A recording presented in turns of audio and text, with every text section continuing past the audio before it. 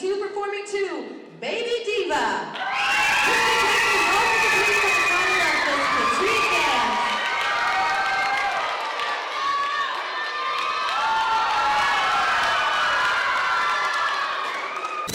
Gia, do you know the order of the solos? JoJo! Have you learned nothing? I'm so excited to be here with all of you!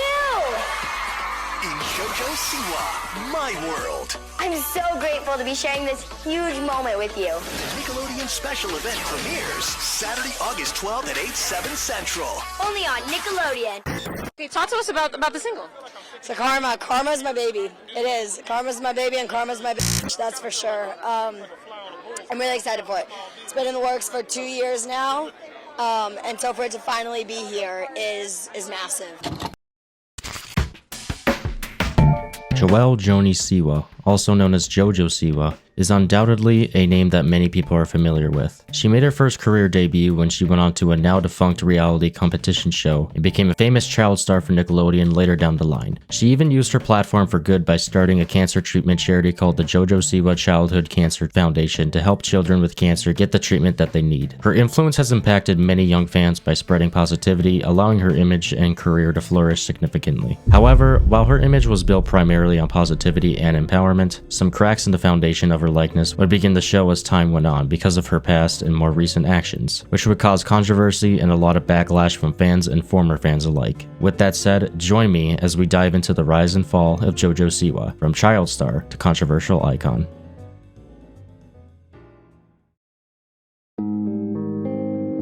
JoJo Siwa was born in Omaha, Nebraska. Her mother and father, Jesslyn and Tom Siwa, married each other in 1998. The two eventually conceived a baby boy named Jaden Siwa in 2000 and a baby girl named JoJo Siwa in 2003. Jesslyn had experience as a dance instructor in the early 2000s, and being a dance enthusiast herself, she wanted to open the doors for any aspiring young dancers to build upon their skills and follow their dreams of becoming professional dancers. Thus, she opened her dance studio to the public. As the young JoJo grew older, she started to try her hand at dancing, following in the footsteps of her mom at just 2 years old. Her dancing skills continued to grow throughout the years, becoming more efficient in the hobby. It was then in 2013 when JoJo's mother saw an opportunity for the 9-year-old JoJo to take her shared passion for dancing to the next level. To accomplish this, Jesslyn signed her daughter up for a competition, a reality TV show that showcased boys and girls competing for a $100,000 prize. This TV show is known as Abby's Ultimate Dance Competition.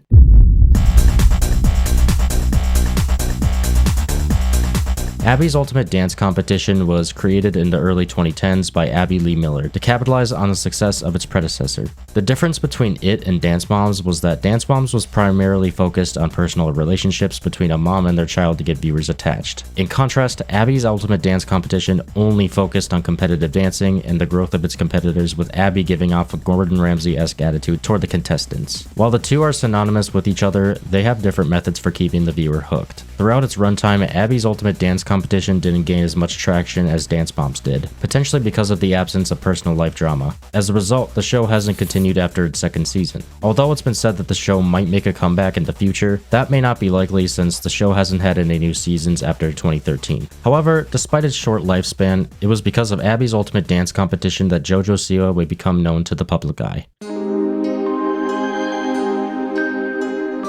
JoJo Siwa would make her first and last appearance in the second season of Abby's Ultimate Dance Competition, where she was introduced as one of the other 11 competitors. Her last appearance on the show was on episode 10, where she ultimately placed 5th. Despite being young at the time, she wasn't immune to criticism from viewers of the show. Many disliked JoJo's loud personality, describing her as annoying and irritating throughout her time on the show. Her energetic demeanor also didn't help her cause, as she was unlikable to some in comparison to the other competitors on the show. Despite this, however, standing out from the other contestants made her likable to some people, including Abby Lee Miller herself. Her interactions with fans outside the show also played a role in her building popularity, as her positivity allowed her to form a strong connection with them. Even though she didn't win the competition competition, Abby saw potential in JoJo and offered her another opportunity to shine. This was how JoJo became a part of Dance Moms. JoJo and her mom would make their first appearances on episode 3 of season 4 in mid-2014. JoJo and her mom would still make frequent appearances in future episodes to try to earn a spot on Abby's dance team. It wouldn't be until the 3rd episode of season 5 that JoJo was finally chosen to be a member of Abby's dance team in 2015. To expand upon her brand, in 2016, JoJo Siwa made her first pop music debut with her single Boomerang. The premise behind the song addresses cyberbullying and to keep your head up despite what others may say about you behind your back. Boomerang was a massive success, and it established JoJo Siwa's role as a pop star while still keeping her other role of being a professional dancer. As of this video, the music video has garnered over 1 billion views on YouTube. This is where her deal with Nickelodeon comes into play.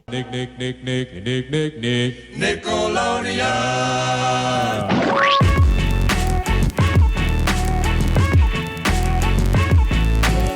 Upon seeing the success of JoJo's debut single, Nickelodeon saw JoJo Siwa's rise to popularity and her marketability, so they offered her to sign a deal with them, and JoJo officially became a Nickelodeon child star in 2017. They saw her as a perfect fit for their brand as she built her career off of positivity, and she appealed to many young kids. This was when JoJo Siwa became a queenpin in the world of entertainment. Upon signing her deal with Nickelodeon, JoJo Siwa began to be used in merchandise marketing and would make appearances in some Nickelodeon sitcoms and movies, such as The Thunderman, School of Rock, Blurt, and more. She even made an appearance in a special episode of SpongeBob SquarePants called SpongeBob's Big Birthday Blowout. SpongeBob! Happy birthday! In August 2017, she would star in her very own special called JoJo Siwa My World. The special goes over JoJo Siwa's rise to stardom and the challenges that came with it, and how she worked hard and maintained a dedication to her passion for the position she's in. This special highlights JoJo Siwa's role as a role model to many young children through her positive personality and her inspiring music videos that tackle difficult subjects like bullying. She released 2 more singles that were promoted and marketed by Nickelodeon, Kid in the Candy Store and Hold the Drama in 2018. Eventually, she officially went on tour in 2019 called Dream the Tour. In 2021, JoJo Siwa came out as gay, which garnered a lot of support from both fans and fellow celebrities alike, with Nickelodeon praising her and being supportive of it. However, as with every other human being, JoJo Siwa isn't an exception for having flaws and being involved in various controversies. While she was first criticized for being irritating and annoying during her time on Abby's Ultimate Dance Competition and Dance Moms, those aspects of her character are nothing compared to some of the other controversies she has gotten herself into. As early as 2014, allegations about Abby Lee Miller began to surface. These alleged toxic work environments and abuse allegations came about when many former cast members as well as their parents would come out about their experiences working with Abby and being on both Abby's Ultimate Dance Competition and Dance Moms. Chloe was one of the former cast members who came out with her experience being on Dance Moms through a video on her YouTube channel. In the video, she mentions that, quote, "Even an adult in my life made fun of my eye, not knowing or caring what was really going on, or not even bothering to ask," end quote. In another now unlisted video entitled 10 Dance Moms Secrets, she mentioned that, quote, "My dance teacher decided to start yelling at my mom about me. I just happened to be listening and I heard everything she said. And they didn't show it on Dance Moms. Abby made fun of me," end quote. Another cast member, Kendall Wirtz, came out with her story on the Off Schedule podcast saying, "I have nothing but respect for Abby. She got me obviously to where I am today. We were 8, 9 years old and she would tell us we were fat, washed up, ugly, shouldn't be here, we're too privileged, we're not Swift. She would just say things that little kids didn't even know how to comprehend." It was mentioned before that Abby Lee Miller tended to be incredibly harsh toward the cast members when criticizing them. While it may be just putting on a show for the camera, as a child, being verbally and emotionally abused and essentially humiliated in front of millions comes with a lot of developmental issues as a result. According to the National Institutes of Health, it leaves victims suffering from depression, anxiety, abandonment issues, and low self-esteem, among other things in adulthood. So, what does JoJo have to say about these allegations? Well, in a reunion interview with Entertainment Tonight, she would go on to say, quote, "This is going to be a little controversial to say, I think, but to me, Abby was always right. If I was a mess and a beat-off, she wasn't yelling at me because she wanted to yell at me. I actually was a mess and I was a beat-off. One thing that I've learned really working, like Insane and Hollywood, is that that's normal. And it's scary that that's normal, but that taught me how to survive in the industry. It truly is so tough," end quote.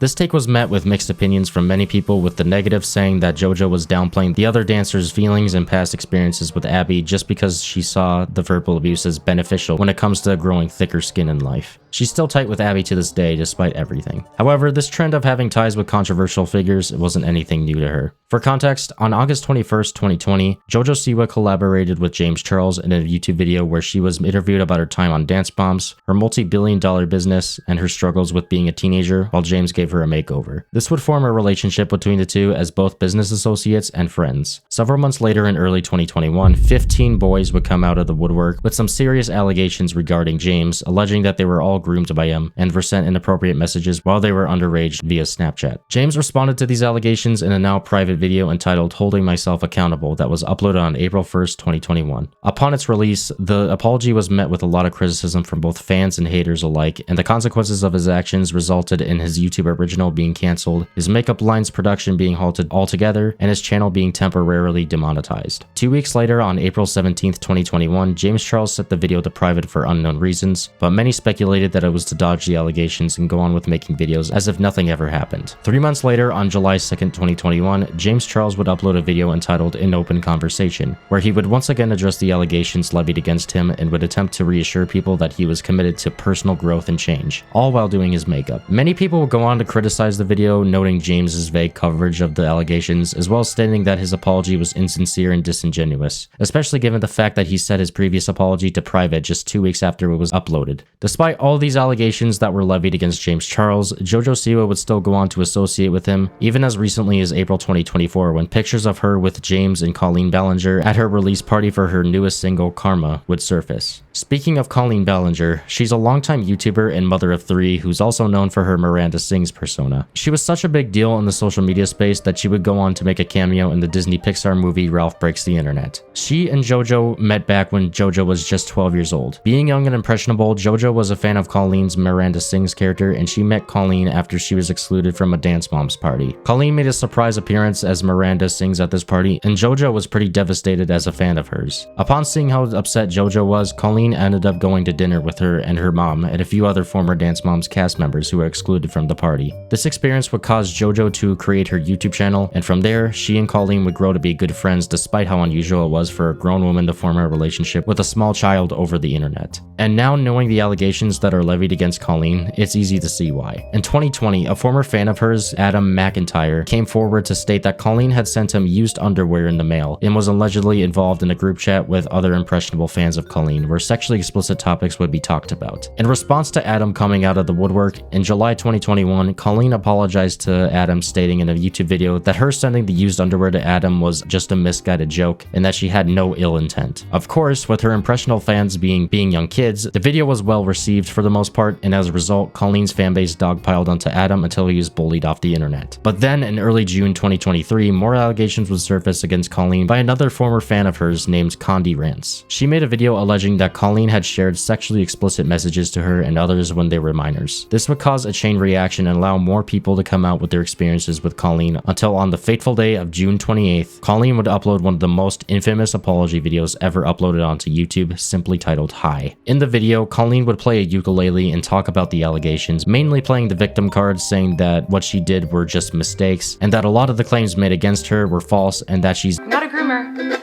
I'm just a loser. This video sent the entire YouTube community into a frenzy, and this video would go down in history as one of, if not the worst apology videos ever made. She would even be ridiculed for her apology by former YouTuber MatPat in the 2023 Streamy Awards. Looks like someone knows how to apologize. That's why he's the GOAT! The GOAT!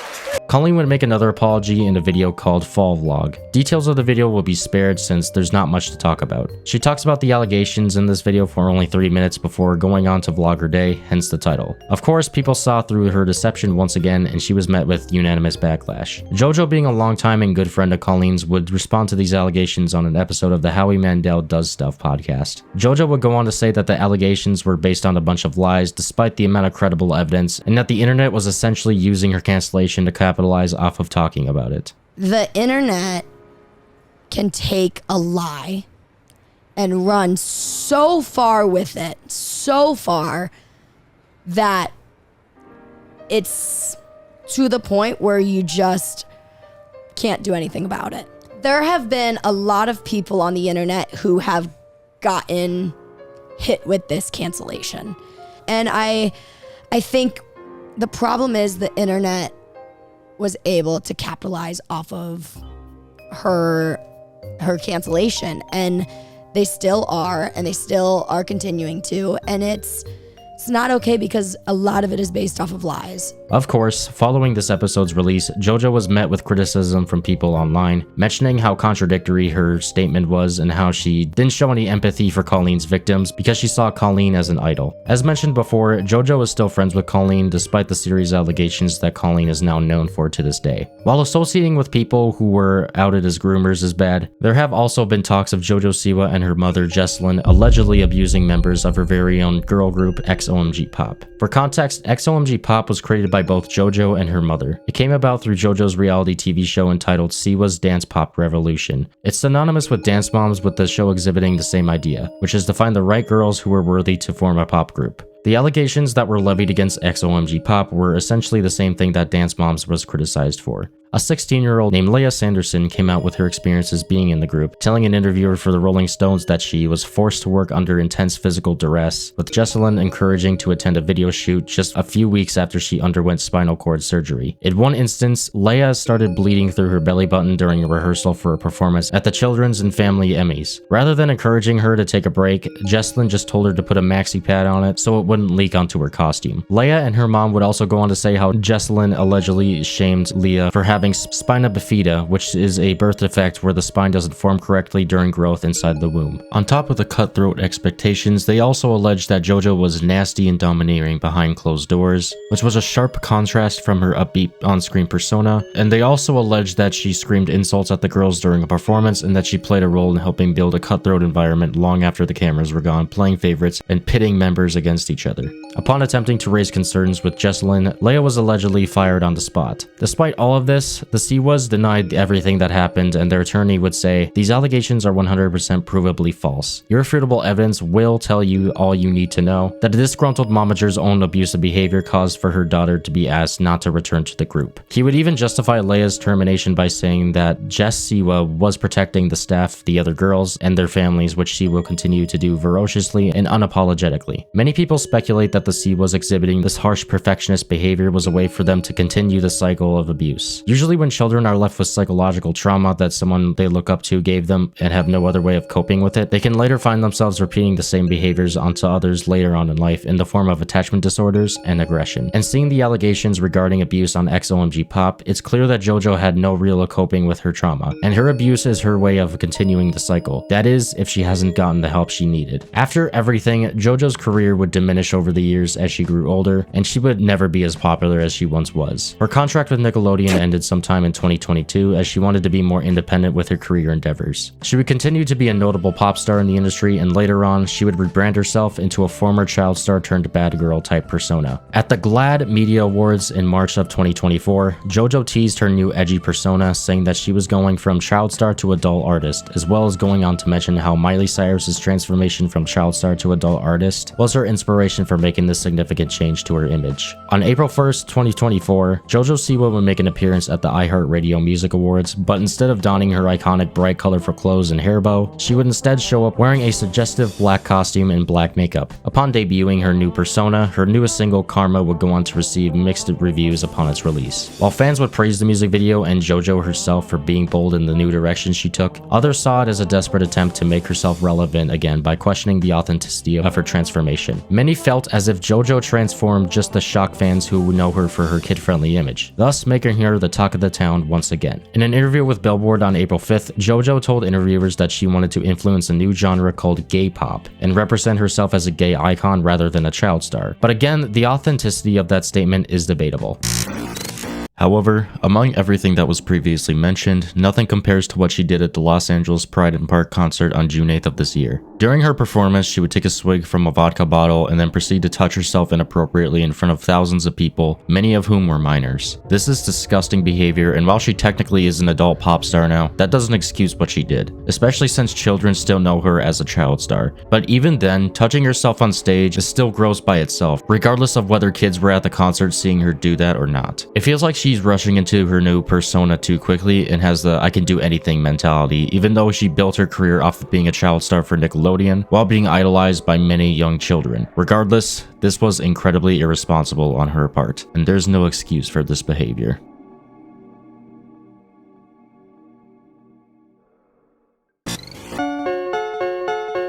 JoJo Siwa's journey from a beloved child star to a controversial figure highlights the complexities of growing up in the public eye. JoJo's career was built on a foundation of inspiring young fans and tackling issues like bullying. However, her association with controversial figures and her alleged involvement in abusive behaviors have shaken her reputation. Despite the controversies, JoJo's bold rebranding as an adult artist seeking to break away from her child star image reflects a common struggle for former child celebrities to reinvent themselves and remain relevant. Whether her transformation will be viewed as a genuine evolution to inspire a new generation of pop music or a desperate attempt to clout chase is up for debate. JoJo Siwa's story serves as a reminder of the pressures and challenges that come with being famous at a young age, and the difficult path of navigating personal growth and public perception in the entertainment industry.